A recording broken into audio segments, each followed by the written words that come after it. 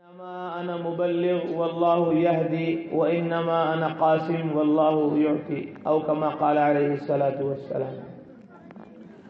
میرے محترم بزرگوں، دوستو، ہمارا یہ جلسہ مدرسے کا ہے۔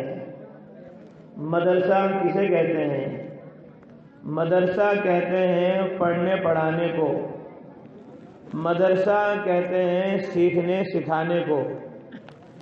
پڑھنا پڑھانا، سیکھنا سکھانا، یہ وہ مبارک عظیم عمل ہے جس عمل کو خود خالق کائنات نے، رب الارض والسماوات نے، اللہ جل جلالہ نے خود اس مبارک عمل کو کیا۔ پڑھنا پڑھانا، سیکھنا سکھانا، یہ بڑا عمل ہے۔ تعلیم جس کو کہتے ہیں، مدرسہ نام ہے پڑھنے پڑھانے کا، سیکھنے اور سکھانے کا۔ سکھانا وہ عمل ہے جو خود اللہ جل جلالہ عما نوالہ نے کیا، اور قرآن مقدس میں اللہ تعالیٰ نے ارشاد فرمایا علم آدم الاسماء کلھا، کہ اللہ تعالیٰ نے آدم علیہ السلام کو ساری چیزوں کے نام کی تعلیم دی۔ آسمان کا علم دیا، زمین کا علم دیا، دریا پہاڑ ہواؤں کا علم دیا، گرمی سردی کا علم دیا، بڑے چھوٹے کا علم دیا، اپنے پرائے کا علم دیا۔ دنیا بھر کی استعمال ہونے والی چیزیں اللہ جل جلالہ عما نوالہ نے آدم علیہ السلام کو ان کے نام سکھلائے، ان کے نام بتلائے۔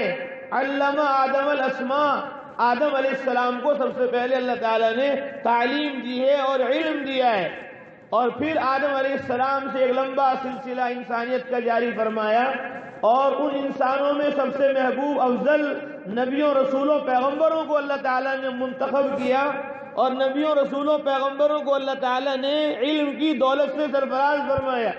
کبھی علم زبور کی شکل میں آیا، کبھی علم انجیل کی شکل میں آیا، کبھی علم تورات کی شکل میں آیا، کبھی علم صحف ابراہیم و موسیٰ علیہ السلام اور ابراہیم علیہ السلام کی چھوٹی چھوٹی کتابوں کی شکل میں آیا، اور پھر علم کی جب انتہا ہو گئی، علم جب مکمل ہو گیا، تو اللہ جل جلالہ عما نوالہ نے اس کو حضرت محمد مصطفیٰ صلی اللہ علیہ وسلم پر قرآن مقدس بنا کر نازل فرما دیا، اور اعلان کیا تبارک الذی نزل الفرقان، بابرکت ہے، بلند و بالا ہے وہ ذات اللہ کی، نزل الفرقان، جس نے فرقان کو، قرآن کو نازل کیا، علی عبدہ، اپنے بندے محمد صلی اللہ علیہ وسلم پر، لیکون للعالمین نذیرا، تاکہ سارے عالم کو ڈرائے، سمجھائے اور بتلائے۔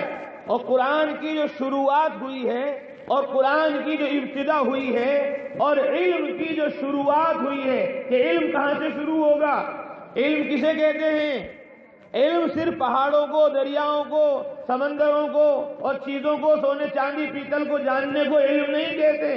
اصل علم ہے اللہ کا ماننا، اللہ کو جاننا، اللہ کی معرفت، اس کا یقین، اپنے رب کو پہچاننا۔ سب کو تو پہچان لیا، سب کو جان گئے، آسمان زمین چاند سورج ستارے بیوی بچے مال و دولت سب کچھ جان گئے، لیکن رب کو نہیں جانا۔ یہ جاہل ہیں، یہ غافل ہیں۔